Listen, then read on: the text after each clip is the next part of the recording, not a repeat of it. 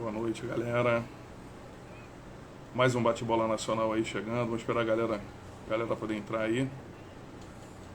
Para a gente podermos convidar a Lucila Viana aí, nossa terceira convidada desse bate-bola nacional. Lembrando que além do Instagram, essa live está sendo transmitida pela Maracanã FM. Então, quem não puder assistir pelo Instagram, tem a oportunidade de ouvir pela Maracanã FM, tá bom? Nós iniciamos esse bate-bola com o ex-presidente do Flamengo, o Edmundo Santos Silva. Depois a gente conversou com o supercampeão Zequinha Barbosa, na semana passada, onde o Zequinha, que foi campeão mundial em 1987, nos 800 metros, deu um panorama de tudo aquilo que ele entende ver do esporte brasileiro, do esporte olímpico brasileiro. Hoje ele trabalha nos Estados Unidos e com atletismo, e ele pôde dar um panorama assim muito legal, falando do que ele acha que tem que ser feito para retomarmos aí o crescimento do atletismo brasileiro. E hoje a gente vai conversar com uma pessoa que eu gosto muito, que é a supercampeã Lucila Viana, que é da minha cidade, Nova Iguaçu, e a Lucila hoje vai ter uma oportunidade de falar um pouquinho da vida dela, do início dela, da passagem dela pelo handebol espanhol, da passagem dela pela seleção brasileira durante 13 anos, contar um pouquinho da sua carreira, porque acaba que as pessoas acabam não conhecendo de fato o que o atleta passa para poder. As pessoas muitas vezes veem a glória, vê o atleta ali na linha de chegada, mas não consegue compreender e não tem a noção do que um atleta passou para chegar a ser um atleta de nível de seleção, um atleta de ponta, um atleta profissional no Brasil. Então eu vou começar a convidar o pessoal, está chegando aqui todo mundo, começar a convidar a Lucila para a gente iniciar o nosso bate-papo, tá bom? Ver se ela aparece aqui. Ela já apareceu.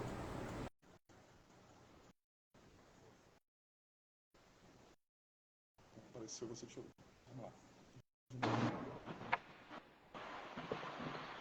Lucila, tem que virar aí, Lucila. Virou.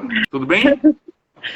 Tudo bom? Boa Legal? noite, Adriano. Boa noite, todo Lucila. É um mundo. prazer falar contigo. Sabe que além de amigo, eu sou teu fã, né? E muito fã do teu jeito de ser, do handball da forma que você começou. E hoje eu queria que você, você é terceiro atleta a participar e terceiro personagem do nosso bate-bola nacional. Eu queria que você explicasse pra gente aí, que muita gente não sabe como é que, só vê só a linha de chegada, não sabe como é que foi lá atrás, e o Zequinha foi muito feliz, Zequinha Barbosa, eu até falei de você com ele falou que te conhece, ele foi muito feliz, ele falando que o atleta passa para chegar a ser um atleta olímpico, principalmente no Brasil. Ele contou a história, Lucila, até do Robson Caetano, que se alimentava na pista de atletismo. Ele comia uma quentinha entre um período e outro de treinamento, ele comia uma quentinha e descansava na própria pista e tal. Ele falou, por isso que durante anos, até hoje, o recorde dele está aí e tal. Eu queria te dar uma boa noite, te agradecer por você estar participando conosco e você falasse um pouquinho disso pra gente.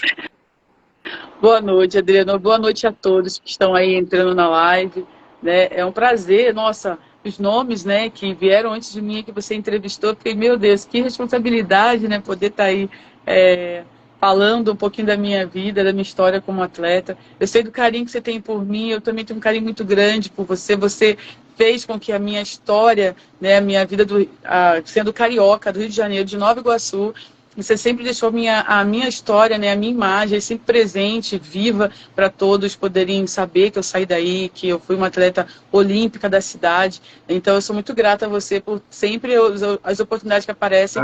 Você lembra de mim, me convida para estar nesse rol aí. Informar é o meu esporte. Enquanto você joga, informar é o meu esporte. Não, eu fico muito feliz e muito obrigado, Adriano. Mas vamos lá, eu vou contar um pouquinho, né, da minha trajetória, da minha história. Eu saí de Comendador Soares, numa escola pública, no Antônio da Silva. Meu começo da minha carreira foi ali, seguindo minhas irmãs que jogavam na escola. o professor Costa acreditou em mim, bem abaixo da idade, eu tinha 9, só podia disputar com 12 anos jogos escolares. Então ele viu algo em mim e me colocou também na equipe maior para disputar. Acabou que eu me destaquei logo no primeiro ano, né, de competições, que antigamente, né, tinha bastante investimento nos escolares no Rio, tinha a Copa da NAP, que era uma Copa, assim, nossa, era maravilhosa, né, a nível escolar. Verdade, E então, nessa... verdade. O esporte estudantil no Rio já foi mais forte, no Rio e nos Sim, municípios. então, e aí eu fui descoberta aí para uma escola em particular que tinha um clube, e dali eu consegui engajar para um outro clube profissional. Eu vim para São Paulo, né, logo em seguida. Então, do Antônio da Silva, você já sai para um clube?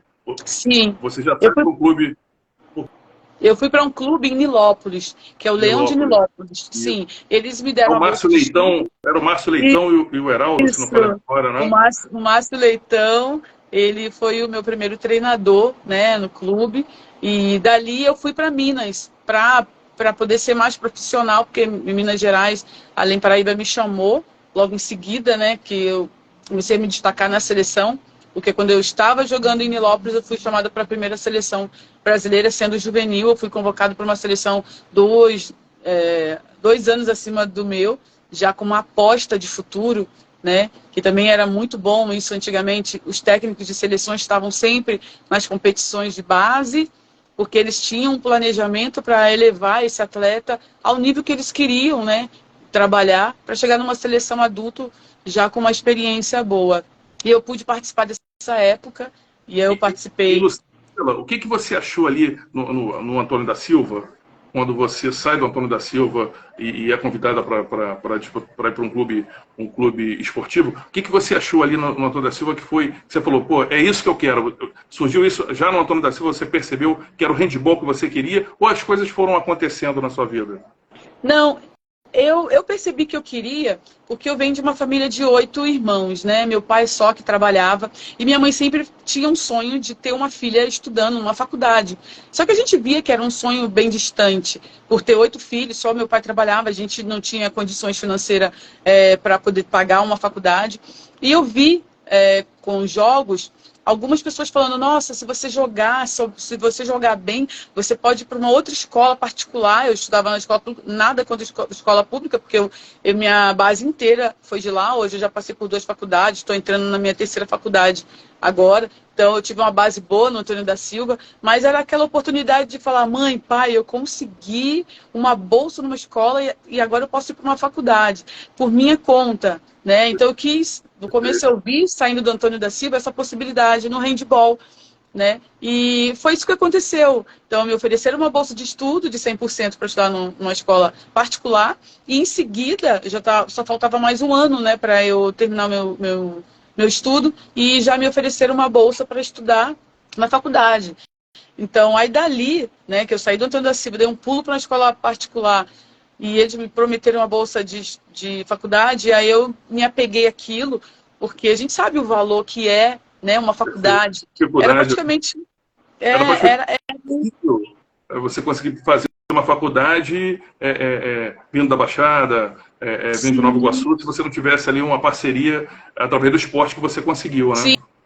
sim, foi através do esporte. Eu agradeço muito o esporte.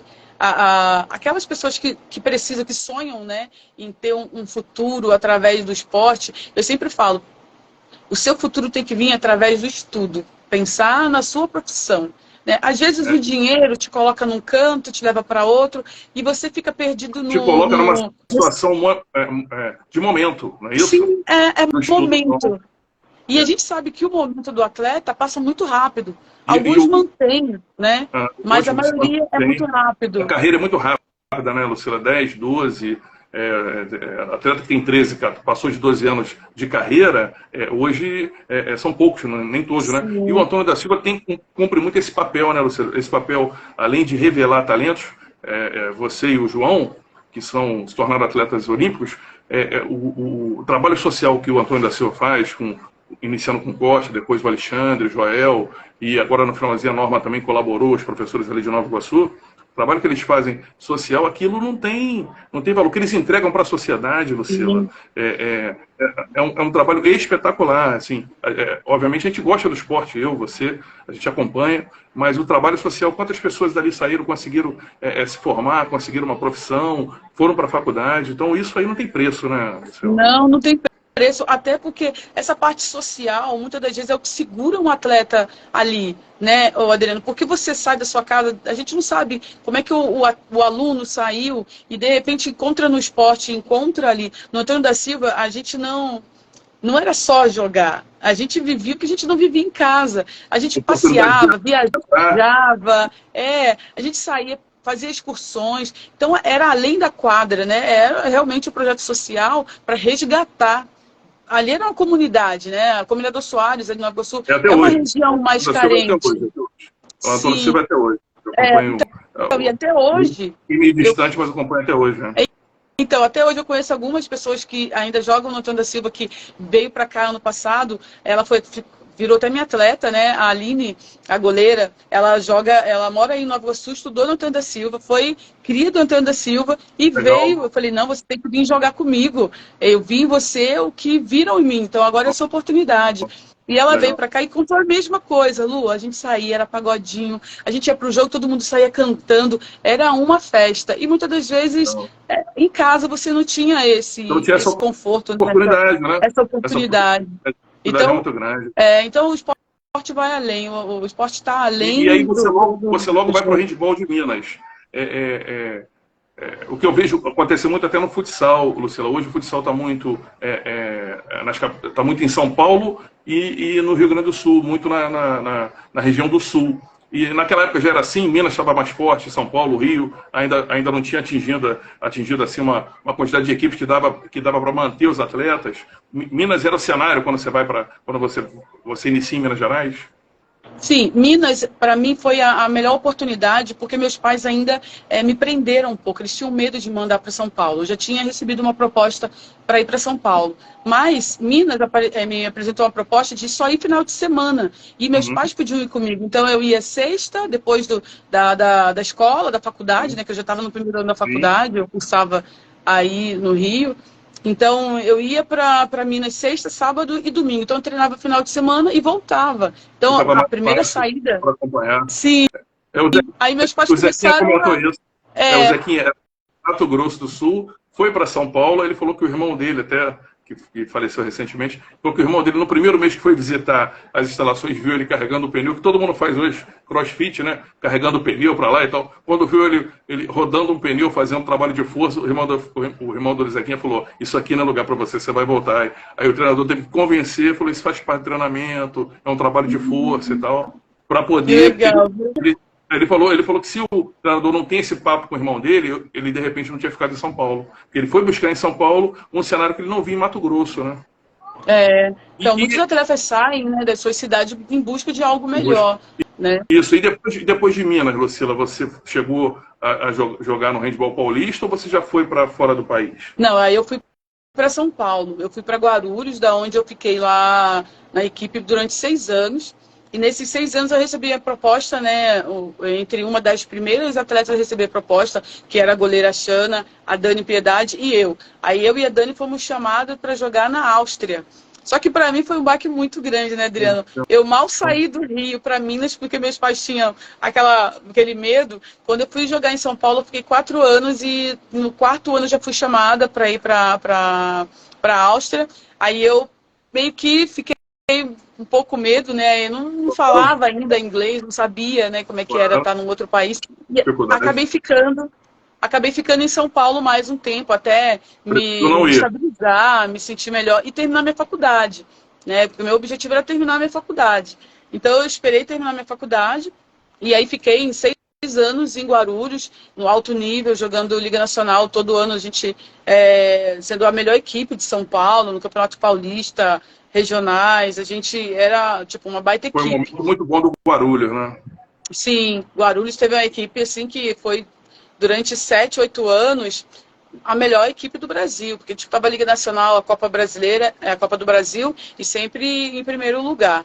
E aí, depois de um tempo, já não dava mais para segurar, porque eu recebi uma proposta de um país que eu gostava muito, achava muito lindo olhar assim, o esporte deles, o jogo de handebol da Espanha. E aí, quando eles me chamaram, logo depois de Guarulhos, eu já tinha ido para a primeira Olimpíada, né? Que aí eu fui para Sydney, e aí depois de Sydney o handebol começou a aparecer, porque é a primeira vez que o Brasil feminino foi para uma Olimpíada. Então a gente começou a ter um cenário diferente aos olhos da Europa, né, em relação às brasileiras. E aí foi quando eu recebi minha primeira proposta para ir para fora do Brasil. E aí eu fiquei 3 anos na Espanha, fiquei lá. A gente sente um baque muito grande em relação à cultura, em relação ao profissionalismo, né? Aqui a gente joga, mas eu achava que estava brincando, era feliz.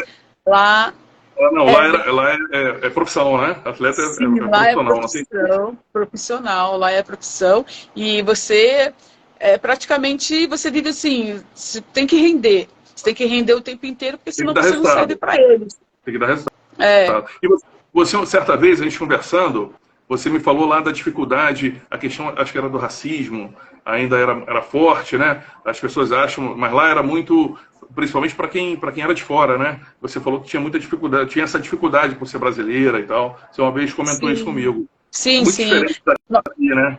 Eles discriminam mesmo, né?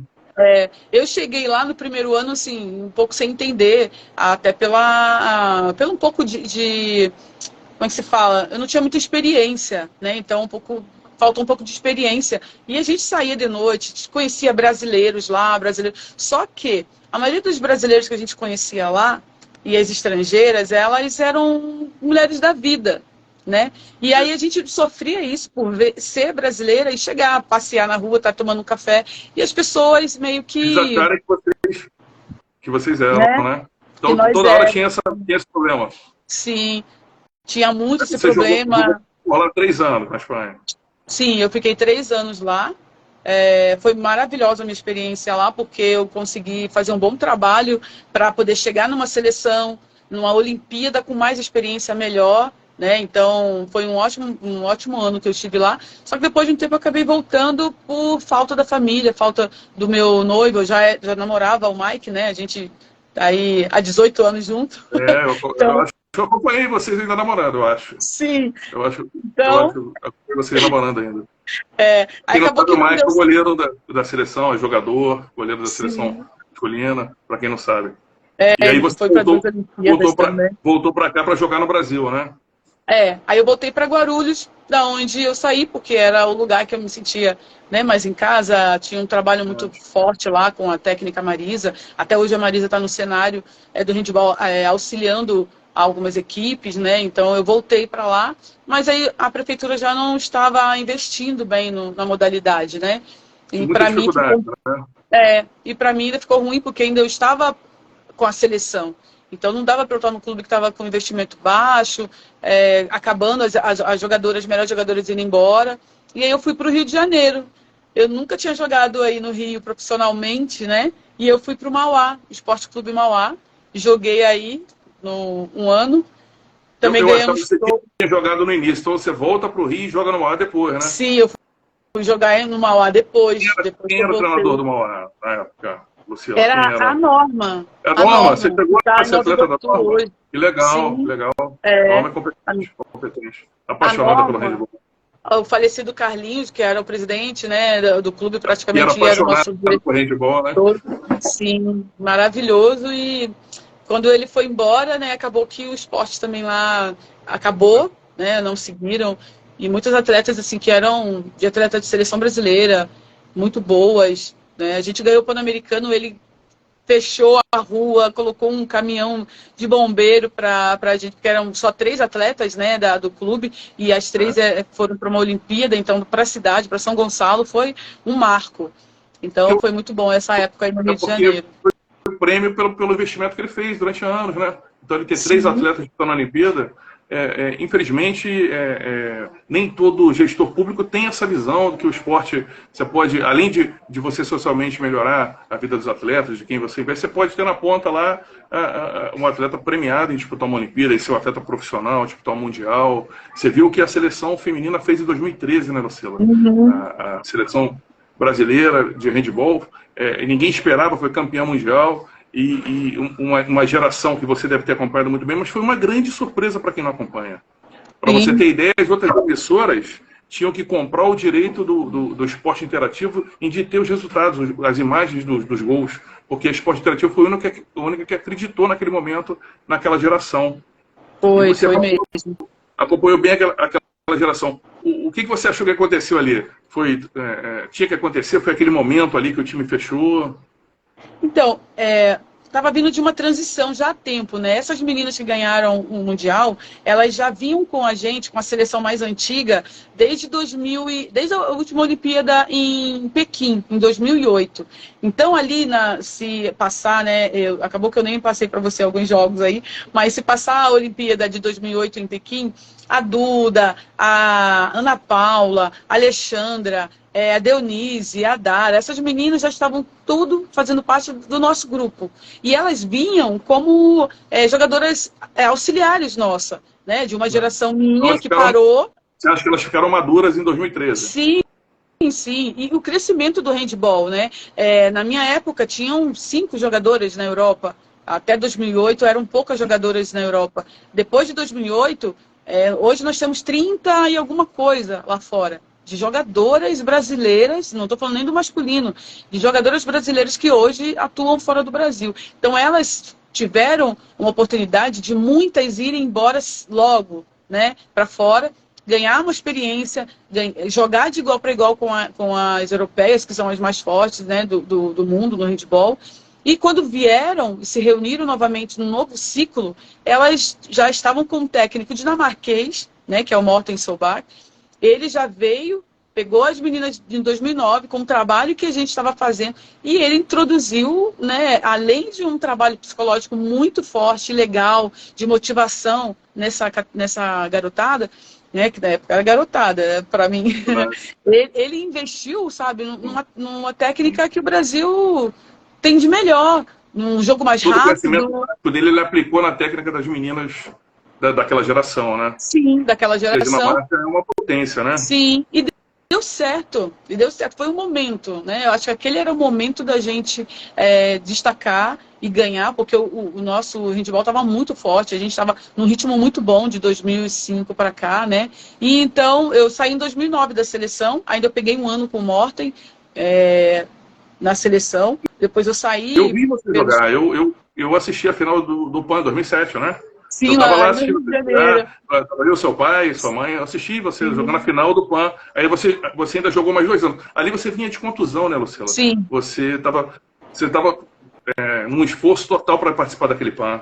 Eu já estava vindo da segunda cirurgia, indo para a terceira. Naquele PAN eu já estava com o joelho machucado novamente. Eu tinha rompido o ligamento pela terceira vez. E ali eu fui por ser a capitã da seleção, o técnico confiava em mim, não queria quebrar o grupo, mas eu sentia que já estava na hora de parar, sabe? Eu nunca fui atleta de falar assim, eu vou ficar na seleção para sempre. Eu sempre via meninas mais novas e falava, olha, essa menina aí, ela logo ela está aqui com a gente, ela vai entrar. A Ana Paula, que hoje está jogando fora do Brasil, ela sentava assim no banco e falava, não vou entrar, eu sou mais nova. Falei, Ana, você vem pra cá, joga na minha posição, no centro, porque aí tem muitas meninas disputando na lateral esquerda. E eu trabalhando ela, para ela trabalhar na minha posição, né? Para ela se tornar uma armadora central, porque ela era muito forte, era muito rápida, mas queria jogar na lateral, onde tinham jogadoras mais fortes na época, e muitas jogadoras disputando uma vaga. E acabou que eu coloquei ela ali para estar trabalhando comigo, me auxiliando ali no centro, e hoje em dia ela está aí a melhor central, sempre se destacando na Europa, lá no time dela, como a melhor central no Brasil. Ela está na seleção até hoje. Então, eu acho assim, que você tem que ter o olhar também de querer ajudar. Eu sempre quis ver a seleção no melhor lugar. Eu nunca quis estar na seleção. Coletivo, né? Sim, claro. E também pelo amor, né, à modalidade, ao esporte, ver o meu handebol um dia chegar aí no pódio, numa Olimpíada, porque hoje o título mundial a gente tem, mas queria muito ver um dia chegar entre os três numa Olimpíada, seria assim a maior realização de todas, né? Perfeito. E teve um momento, você chegou a comentar comigo, Luciano, não sei se você se recorda, que já nesse período 2007, 2008, você já não estava aguentando mais as dores pós-jogo. O seu esforço era tão intenso que quando acabava a partida você tinha que se medicar para poder se segurar com relação às dores que você sentia após os jogos, já a partir de 2006, 2007. Você acha que isso também influenciou para você decidir parar mais cedo? Sim, sim, Adriano. Decidiu. Essa foi a minha principal motivação para parar. Eu via que já não dava mais para eu abusar do meu corpo. Por mais que a gente pode parar e pensar assim, mas você era insubstituível. Não, mas eu tinha uma função muito importante na seleção. Eu fui capitã durante 10 anos na seleção brasileira. Eu fiquei na seleção brasileira durante 16 anos. Fiz parte. As pessoas tinham uma confiança muito grande em mim, tanto a comissão técnica, como a gestão da confederação e as atletas. E eles se sentiam seguros de eu estar ali naquele meio, motivando, não deixando intrigas no meio da confusão, né, para não acabar com o grupo. E eu fui segurando por isso, porque eu me sentia responsável por algo, não só pelo resultado do handball, mas por algo que a comissão técnica meio que me botava como responsável, né? Uma referência. Então, quando chegou... Uma referência. Acaba... Depois que a gente para, a gente começa a perceber que realmente aquele momento ali eu tinha que estar, porque eu poderia nem ter entrado para jogar, como eu não entrei muito na Olimpíada de 2008, eu entrei pouco, mas a importância de eu estar ali, o técnico chegou para mim e falou, você vai de qualquer jeito, nem que você fique no banco, porque a gente fez um trabalho de um ciclo olímpico de 4 anos, em que o grupo estava se sentindo tão confortável, estava tão bem, a gente estava tão fechado, tão unida, que ele não se sentindo no último ano de me tirar porque eu estava sentindo dor. Eu recuperava, tomava remédio, anti-inflamatório. Todos os treinos eu já saía do treino, já saía direto para fisioterapia. Era assim, treinava físio, treino à tarde, físio, para recuperar, né? Até porque ali eu já estava com 4 cirurgias, né? Em 2008 eu já estava com 4 cirurgias de ligamento cruzado. Não era cirurgia de assim, uma coisa assim. Eu tive que fazer, assim, no desespero, eu falei, eu quero fazer uma cirurgia rápida. Aí eu encontrei um médico, né, o Carlos Henrique, o Carrique, que ele tem uma técnica de sintético, ligamento sintético. Aí eu fui atrás, corri, pedi um patrocínio para ele, poxa, eu sou atleta olímpica, falei e tal. Aí ele pegou e falou, vamos fazer em você. Eu já faço em alguns atletas, ele fazia mais esse trabalho fora do Brasil, né, até com atletas de handebol na Dinamarca. E ele fez o sintético e eu voltei com 4 meses na última vez, né? Só que aí fui para uma Olimpíada, depois de fazer um ligamento de sintético. Olimpíada você quer dar 100%. Voltei da Olimpíada, estourei o sintético de novo. Aí não teve jeito, né? Aí não tinha jeito. 5ª cirurgia de LCA, as pessoas perguntavam, de onde você tirou o ligamento? Da onde você tirou o enxerto? Porque é pesado. Eu fiquei com 3 centímetros de diferença de uma perna para outra. Aí eu comecei a sentir coluna, começou a atacar o outro lado. E aí você tem que uma hora falar, não, basta, porque... Aí passou do saudável, né, do alto rendimento para aposentadoria cedo, porque os médicos já falavam assim, olha, você está com artrose último grau. Você está com 45 anos com a idade de 60, com uma pessoa de 60, porque seu joelho já está com uma artrose muito grande. Aí você começa a pensar na sua velhice, né? Na sua vida pós o esporte. Aí foi a hora que eu tomei a decisão, falei, não dá mais, eu quero ter filho ainda, né? Eu não quero estar velha para ter filho. Verdade. Para cuidar, tem 2 filhas, né, Luciano? Sim, eu tenho 2 filhas, né? Uma de 11 e uma de 6 anos. Aí você falou que esse é o momento, né? Aproveitou para ser mãe, né? Para ser mãe, antes que ficasse tarde demais.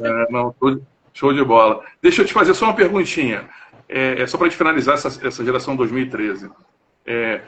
Aconteceu isso também com o tênis. O Guga, em 97, brilhou no mundo com o tênis, mas a gente não conseguiu aqui transformar trazer um pouquinho isso para a nova geração de atleta, a nova geração de tenistas, trazer isso para a molecada, para a garotada. Depois de 2013, você acha que o Brasil bobeou um pouquinho, o handball podia ter... A gente podia ter aproveitado essa garotada mais para o handball com toda aquela conquista de 2013? Você não acha que a gente bobeou um pouquinho aqui? Estou falando no poder público, confederações, federações, acho que não bobeou um pouquinho? Porque Sim, poderia eu acho que... uma resposta maior? Sim, eu acho que faltou usar, né, o que tanta gente, todo ano a gente escutava falar, o handball não tem apoio, não tem patrocínio porque não tem uma conquista grande, porque não tem uma medalha de ouro num mundial, numa Olimpíada. E a gente sempre buscou isso para a gente conseguir ter um apoio, né, maior, se profissionalizar, porque hoje tanto o professor de handball, né, um técnico, quanto o atleta, recebe um salário de trabalho, eu vou trabalhar, vou dar aula de educação física numa escola. Em vez de dar aula de educação física, eu estou trabalhando no handball, que é hoje associado ao mesmo valor, né? Então a gente sempre buscou algo. E quando a gente ganhou o campeonato mundial, falei, agora vai estourar. Agora vai entrar vários patrocínios, a gente vai viver como... Não, eu falo que o futebol não é comparável a nenhuma modalidade, mas eu falo, a gente vai viver como vôlei, vai ter um apoio, os clubes vão ser beneficiados com esse título, a gente vai ver o handball onde ele merece.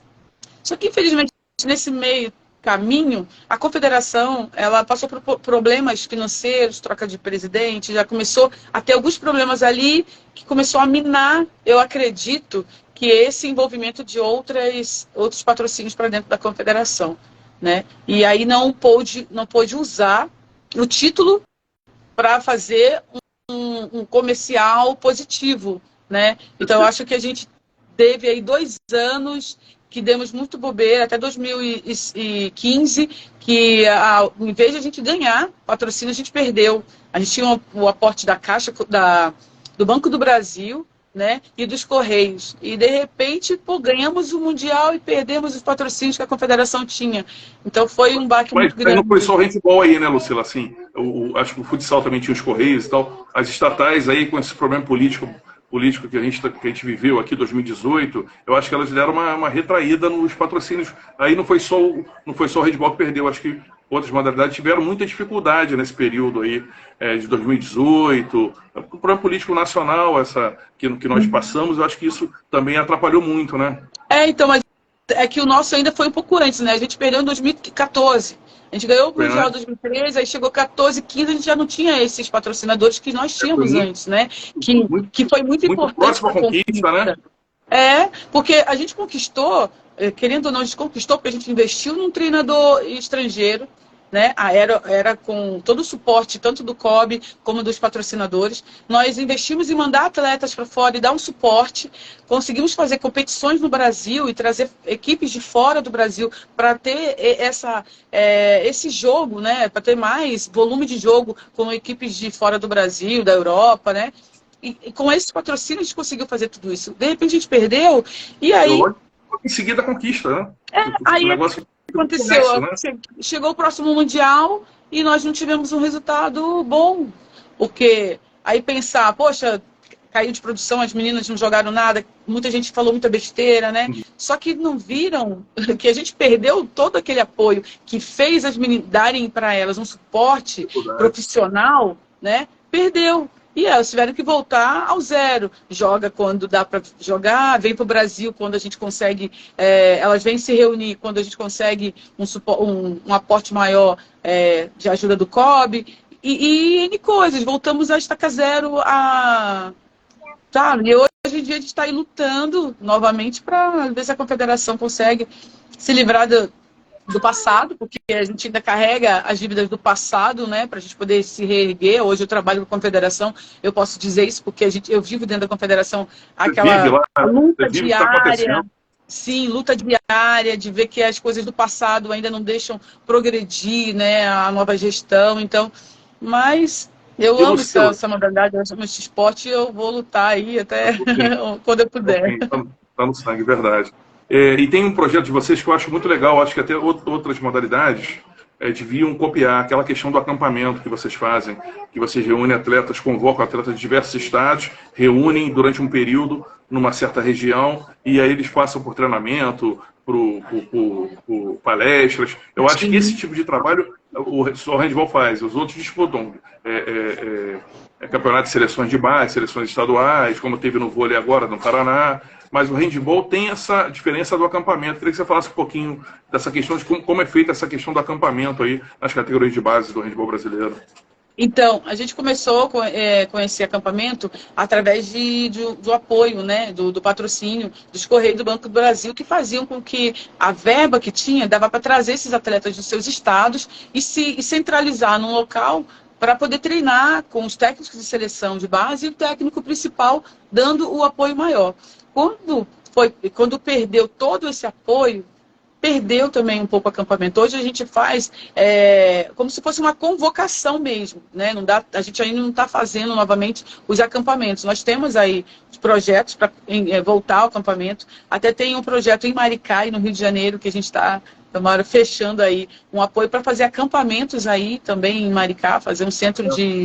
Maricá hoje é um dos municípios onde mais se investe em esporte, cultura. Maricá e Niterói estão dando Maricá, vai ter um mundial também de beach em Maricá agora, eles receberam, então eles estão querendo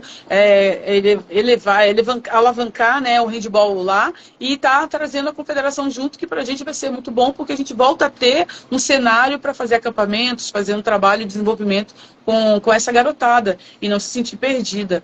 Mas também a confederação está trabalhando através de alguns projetos, né? Hoje eu sou diretora do projeto do PronaHand. A gente faz o aperfeiçoamento para os professores. Por falta do patrocínio, a gente ainda não está fazendo o que o projeto requer, que seria os acampamentos estaduais, os professores irem no local e fazer ali, uma vez no mês, selecionar atletas, crianças de escola, do bairro, encontrar um lugar e fazer ali uma seletiva para dali tirar alguns atletas, colocar para os acampamentos. Então, isso aí, o PronaHand veio para fazer esse papel de selecionar nos estados para a gente voltar aos acampamentos. Só que ele ainda está só através de treinamentos para os professores, porque ainda a gente está correndo atrás de patrocínio para dar o suporte de trazer essas crianças dos seus estados com todo o suporte, né?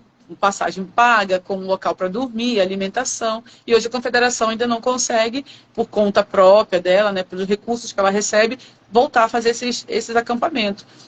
Mas então, o acampamento, você acredita que em breve ele estará de volta, porque eu acho que ele é um diferencial com relação aos outros esportes olímpicos que eu acompanho. Sim, é um diferencial. Hoje, nos Jogos Escolares, né, aí do COB, né, que o COB faz, dos Jogos Escolares da Juventude, eles sempre levam observadores, técnicos ou atletas, né? Eu fui 2 anos como observadora para ver atletas que se destacam nos Jogos da Juventude, porque eles fazem um projeto para ajudar também as confederações a descobrir novos talentos, né?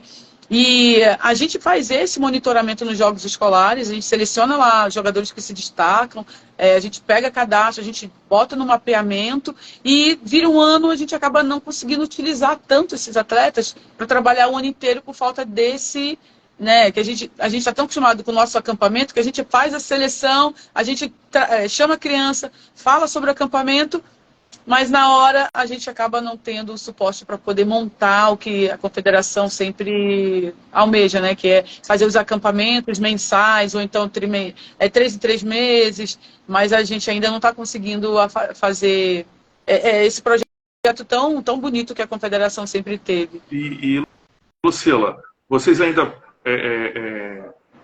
tocam aquela questão do mini hand, que é a escolinha, a iniciação mesmo do handball. Vocês tinham esses núcleos espalhados por todo o Brasil. A confederação ainda executa esse tipo de trabalho na iniciação? Sim. As escolinhas de handball? E ainda acontece no Rio, São Paulo? Sim. Hoje o mini hand ele trabalha com chancela.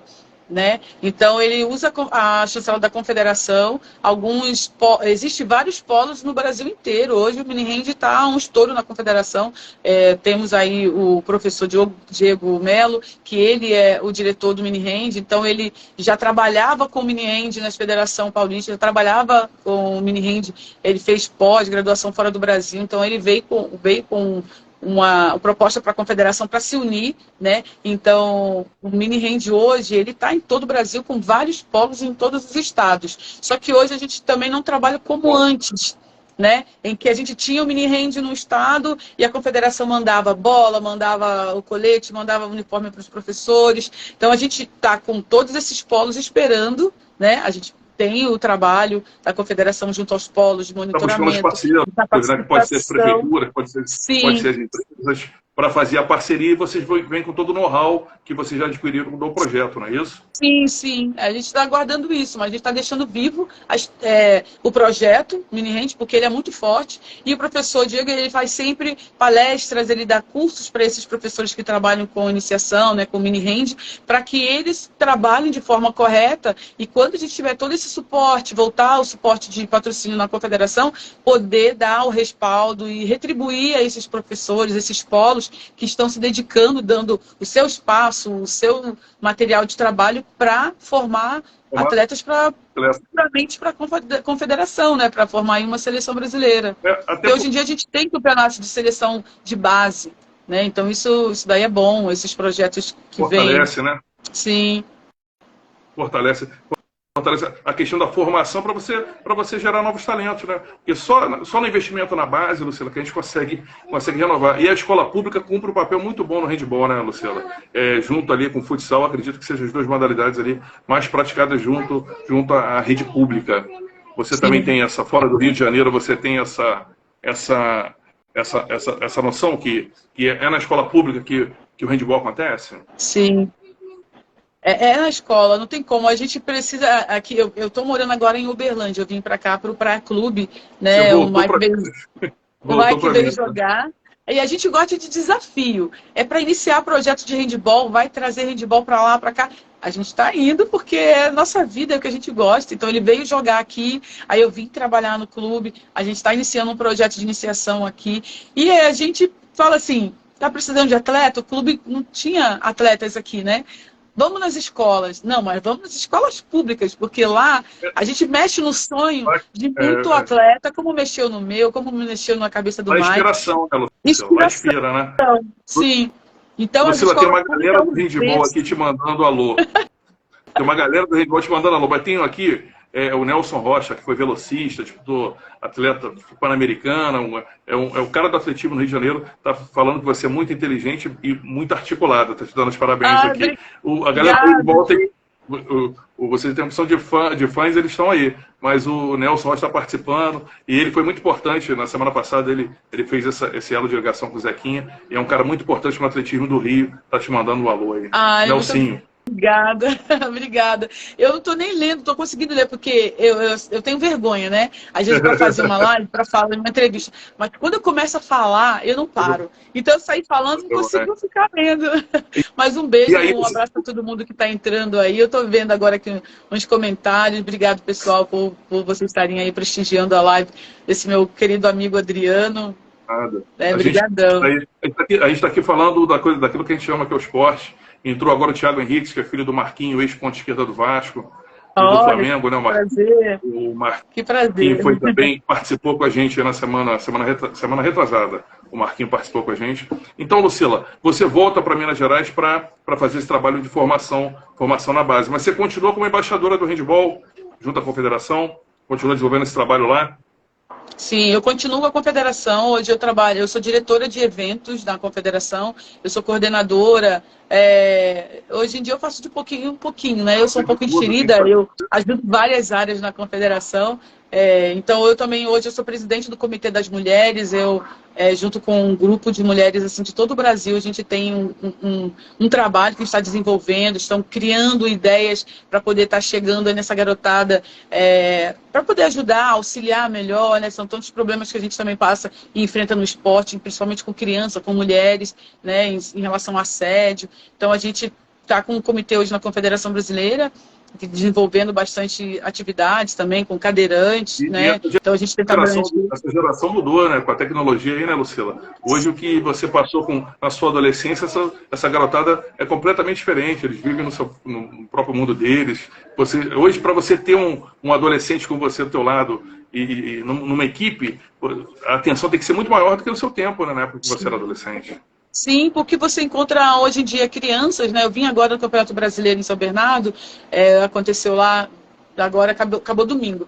E você encontra crianças que, tipo, vê o esporte como uma fuga, não querem voltar. Eles falam assim, eu não quero voltar para casa, eu quero ficar aqui. Aí a gente levou, né, a psicanalista do comitê para lá, para dar uma estudada, ver algumas crianças pela idade de 11 a 12 anos, a competição, você acaba tendo meninas que não sabem, crianças que não sabem lidar com perder, com ganhar, estão muito acostumadas a viver naquele mundo do celular ali, de repente está no mundo de tanta gente diferente, eles abrem os olhos e pensam assim, nossa, olha o que eu estou vivendo aqui, né? Então hoje a tecnologia abriu tantas portas para essa garotada, que se eu tivesse a metade do que tem hoje, né, sei lá, eu acredito que a gente teria, assim, muito mais estrutura para chegar a uma idade e saber a hora de parar, saber a hora de regredir um pouco para poder se cuidar mais, né? Então, a gente tem que aproveitar a tecnologia do lado bom, né, trazer ela para o lado bom e cuidar desses nossos jovens que... Essa geração não vai passar, né, assim, por exemplo... Aqui em Nova Iguaçu tem um professor Santos, que é do IBC, que você conhece muito bem. Joguei muito contra o Santos. Uma referência, Santos é uma referência e tal. E ele falando, eu lembro dele contar nas viagens, quando as meninas dele viajavam. Ele estudou brasileiro em 83, foi vice-campeão pelo IBC. Ele falou que as meninas viajavam com seu colchonete, era vaquinha, vendia isso, vendia aquilo para poder fazer o dinheiro da viagem. Até hoje mesmo eu falei com a Janaína, que foi uma atleta dele. Então a diferença era muito grande. Então esses atletas de hoje, o padrão que a confederação está buscando é para de repente você não deixar que o atleta chegue a esse ponto quando chega uma seleção, quando vai disputar um campeonato nacional. E só quem passou por aquilo, como o Zequinha falou do Robson Caetano, de ter que se alimentar numa pista. O Zequinha até fez um comentário que faz a gente refletir, né, Lucila? Tem gente hoje que é convocado para a seleção e se orgulha de ser um atleta olímpico só por causa da mochila e do tênis. Tem jovem que ele percebe isso, em que ele olha para o jovem e ele não vê o olhar de quer mais, assim, pô, eu quero ter o resultado, eu quero chegar naquela prova ali, na final daquela prova, nos 800, no 1500, eu quero chegar na final. Posso até não ganhar, mas eu vou lutar para chegar na final do circuito. Então ele não vê aquele brilho no olhar. Na verdade, ele até fez um comentário dele falando, pô, eu tinha fome. Eu passava fome, o Zequinha falou isso. Então, a minha disputa ali é para mim poder subir na vida, porque eu vinha do local que eu tinha fome. Então, o Zequinha fez esse comentário. Aquela geração, essa geração de hoje certamente não vai passar pelo que aquela geração passou, né, Luciano? Mas a geração hoje em dia é bem difícil, sabe, Adriano? Eu converso com o Mike muito em casa, aqui meu marido, e a gente tenta tirar isso dos nossos filhos, porque, querendo ou não, eles estão envolvidos nessa geração do querer ter e não querer ser alguém, querer ser mais do que você é, né? Eles querem ter. Eu tenho uma mochila, eu tenho um tênis, eu quero ter um celular, mas eu não quero ser algo maior, melhor, né? Então, é difícil, porque hoje em dia a internet, a tecnologia está trazendo essa garotada para ser um pouco mais fraca, né? Eles são um pouco mais fracos de cabeça, até em relação a sonhar, né? O sonho, né? Longe para eles, mas ter algo muito caro está mais perto do que ter um sonho. Eu sonhar ser um atleta de seleção, pensando hoje, que a gente está conversando aqui, ser um atleta olímpico. Eu falo para minha filha, é fácil. Se você quiser ser uma boa atleta, você vai ser disciplinada, você vai ouvir mais, você não vai discutir e você vai treinar muito. É muito mais fácil você ser um atleta olímpico, não é difícil. Agora você vem me pedir um iPhone, sei lá quanto, eu não tenho, nem eu tenho. Então é muito mais difícil para você. Por quê? Porque eles acham que ter hoje em dia é muito mais fácil. Amanhã é só comprar. Né? E se tornaram adolescentes, crianças fracas, né? De sonho. Então a gente tem que tentar resgatar o sonho dessas crianças, né? E eu agora no Campeonato Brasileiro, eu estava lá em São Bernardo, e eu falei assim, poxa, a gente está perdendo um pouco a memória do handball. Tem muita gente que chega assim, atletas atuais hoje, tipo, até chega um atleta num lugar do meio do handball. As pessoas olham e acham que é qualquer pessoa. E de repente é o bambambam do handball que hoje em dia tá, tipo um Petros da vida, tipo um Mike, sabe? E as pessoas não conhecem porque a gente também não trabalha isso para eles. A gente não cria mais ídolos, né? A gente deixa o esporte ser sempre o que faz mais gol, o que Não é é o mais melhor um. ali. Quem disputou E a gente esquece. quem disputou o Mundial não é mais um, Lucila. Eu sempre. Você me acompanhou no tempo da gestão lá em Nova Iguaçu, na Vila Olímpica. Uhum. E sempre você via como a gente fazia com relação quando chegava um atleta olímpico, como recebia, a gente conversava com a molecada, explicava a gente, na verdade, apresentava a história do atleta para eles terem a noção de quando estiverem perto do atleta olímpico é diferente, entendeu? Isso passa também da formação, mas essa molecada hoje, se você não dá em cima deles, se você não participar com eles ali, eles não dão o devido valor. Mas eu acho que esse é o nosso papel. Sim, é o nosso papel. E eu fiz isso lá agora em São Bernardo, né? A garotada tudo novinha, não conhecem mesmo, 11, 12 anos. Só que eu fazia questão, aparecia um atleta de seleção, um ex-atleta, um atleta mais velho da época, sei lá, de 80. O que foi? Eu via e falava, entra aqui pra gente fazer a premiação do melhor do jogo. Aí eu apresentava, dava um certificado para ele de reconhecimento pelo trabalho e dedicação, porque realmente é uma dedicação, né, Adriano? Você sabe o quanto que a gente, como atleta de seleção brasileira, a gente se dedica, a gente abre mão, a gente abdica de coisas, né, para poder conquistar um sonho. Eu vivi muitos anos da minha vida em época de aniversário da minha mãe, do meu pai, em época de final de ano, presente, né? sem estar presente, sabe? Não é porque eu não queria, é porque eu tinha um sonho e eu apostei naquele sonho. E aquele sonho requeria de mim não participar de aniversário, não estar presente em começo de ano, não ter férias, né? E é escolha. E eu escolhi aquilo, meus pais ficaram muito felizes com o resultado que eu pude obter, né? Mas nem todo mundo pensa dessa forma. As pessoas pensam muito... Acertou na escolha, você é o orgulho da sua família, eu conheço praticamente a sua família toda, você é o grande orgulho da família e o orgulho da cidade de Nova Iguaçu, isso eu posso garantir a você. Entrou aqui o Ivonei, presidente da Federação de Handebol do Rio, o Luiz Carlos Pina, que é um grande amigo e um dos caras mais inteligentes que eu conheço, não só no esporte, também está aqui participando aqui da live. E Lucila, agora para a gente poder finalizar, a gente estourou aqui quase uma hora aqui já falando, né? Nem parece. Para a gente poder finalizar aqui, o que você acha, assim, qual o caminho que o handebol brasileiro deve tomar, Lucila, para poder a gente retomar o crescimento? Eu fiz essa pergunta também ao Zequinha, ao Marquinho. Qual é o caminho que a gente deve tomar a partir de agora para a gente retomar o crescimento? Eu não sei se a gente consegue imediatamente montar uma geração igual a 2013, mas qual o caminho para a gente retomar o crescimento do handebol brasileiro?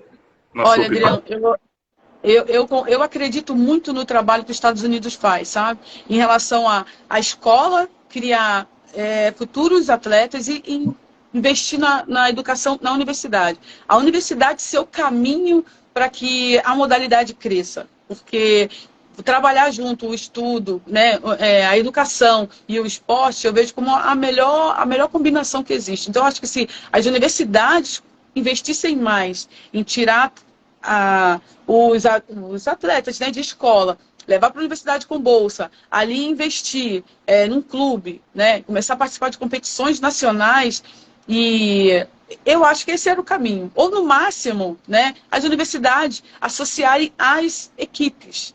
Todas as universidades dos estados, tem uma equipe que participa de uma liga, de um campeonato regional, tem uma universidade junto, porque é dali que é o próximo caminho do aluno que sai da escola, né? Ele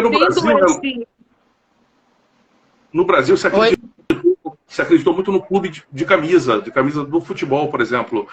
Os clubes de camisa e montarem o projeto das modalidades olímpicas. E isso foi provado que não deu certo. Não deu, então, isso eu nem citei. A gente buscar uma outra alternativa, né? Eu nem citei porque o que já foi tentado, eu joguei pelo Palmeiras, em São Paulo, e joguei pelo São Paulo.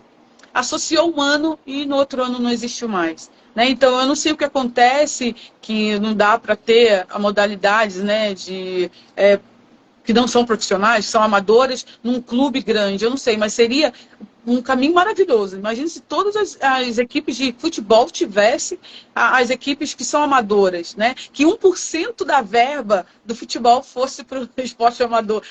O esporte ia crescer, o futebol ia ser se incrível. qualquer modalidade olímpica tivesse investimento que tem sido feito agora no futebol feminino, acho que o futebol feminino merece, ele cresceu. Eu não estou aqui criticando o investimento do futebol feminino, não. Mas se qualquer modalidade olímpica, basquete, futsal, handball, tivesse metade do investimento, transmissão em TV aberta. O futebol feminino, você vai sábado, está sendo transmitido de manhã, de tarde, e a TV aberta ajuda muito a massificar. Sim. Então, esse investimento que os times de cabeça têm feito agora, tem feito também porque têm sido obrigados pela confederação. Eles foram obrigados a montar o time feminino. Está no regulamento, para eles poderem participar. Senão, eles não teriam montado. Agora, se você pega o handball e transmite sábado de manhã, domingo, dia de semana, à tarde, igual tem sido feito com o futebol feminino, você traz o patrocinador, você traz o atleta, você traz todo mundo para participar. Então, eles foram obrigados, mas o caminho, se quiser, é através do clube. Só que eu não vejo a vontade. De repente, um clube tem vontade, mas os outros de outros estados não têm a mesma preocupação. O clube também, eles têm uma preocupação, eles são muito cobrados pela torcida, né? Sim, então, sim. Quando o clube de futebol não vai bem, certamente outro investimento já começa a pesar em outro investimento. Eles começam a tirar porque o clube de futebol não vai bem, se a equipe não vai bem, a cobrança é muito maior, né? Mas assim, eu vejo como um sonho, né? Um dia acontecer isso, né? Os clubes grandes do futebol terem essas modalidades amadoras também estando ali com uma porcentagem do que eles recebem. Porque é monstruoso. Hoje em dia é anormal ver a folha salarial, o investimento que é feito no futebol, né, Adriano? Então, você vê outras modalidades aí. São valores inacreditáveis, né? Amadores. Você não dá nem para acreditar. Não dá. Alguns salários ali você não dá para acreditar. Eu conversei uma vez com um atleta profissional, né, de futebol, e eles perguntando quanto que a gente ganhava, né, indo para uma Olimpíada. Tipo, a gente estava junto numa Olimpíada e perguntou e não acreditaram. Eu até pensei assim, agora ele vai patrocinar a gente, porque esse cara ganha bem, ele pode ajudar a gente no handball. Não, mas é um absurdo, porque a gente representa o mesmo país, a gente representa a mesma bandeira, né, a gente representa com todo o amor, mas a parte da valorização ainda não chegou para a nossa modalidade. Verdade. É cada coisa que a gente vê que não dá para acreditar. Agora aqui, por exemplo, a gente tem o Estádio Olímpico aqui do Engenhão. A SAF do Botafogo está pressionando para eles demolirem a pista de atletismo. O único estádio olímpico que o Rio tem, com uma pista com certificação internacional. Agora a SAF do Botafogo, que é um locatário, Botafogo a SAF do Botafogo é locatária lá no Engenhão. Ele tem um termo de permissão de uso. Eles querem desfazer da única pista internacional que nós temos aqui no Rio de Janeiro. Então, cada uma. Um locatário. Na verdade, ele tinha que estar lutando para construir seu próprio estádio. Botafogo tem seu próprio estádio. Tá? E a partir daí, dar esse estádio aí, oferecer para o time do Botafogo, já que ele é um parceiro, né? A SAF é um parceiro do clube, né? Para você ver o que passa na cabeça desses caras, entendeu? É uma loucura. Mas, Lucila, eu quero muito te agradecer aqui, muita gente que participou. Obrigado mesmo. Eu devia ter te convidado, você devia ter aberto esse bate-bola comigo lá atrás, mas eu quis que a gente fosse criando lá o público para chegar até você e dizer que você sabe que eu sou de Nova Iguaçu, você também é, e lá em Nova Iguaçu você é uma sensação, e toda vez que eu falo de alguém, falo dos atletas da cidade, sempre cito você sabe disso. E sonho um dia a gente ter um centro de memória na nossa cidade onde possa ter uma peça de cada atleta nosso, como nós fizemos lá, você viu lá na exposição da Sudeste, onde nós recuperamos o material da galera, e lá está exposto gratuitamente para os torcedores poderem ver. Eu sonho em Nova Iguaçu a gente conseguir algum dia fazer esse centro de memória onde tem você, tem o Zinho, tem o Sebastião, tem o César Romeu, tem os professores, a história do Costa, do Joel, do Alexandre, tanta gente boa que ajudou a construir o esporte nosso lá na nossa cidade, né? Não, já está lançado, né? Agora o universo vai trabalhar para isso acontecer. Verdade. Porque merece, né? Nova Iguaçu merece, a gente merece. É verdade. A gente tem que Sim. contar a história. Se não contar a história, outros vão contar a história que eles querem. A gente vai contar a história que está no livro, tá bom? Ao grande Ivanei, presidente da Federação de Handebol, aí, um grande Tá aí, tá amigo, aqui. Ivanei.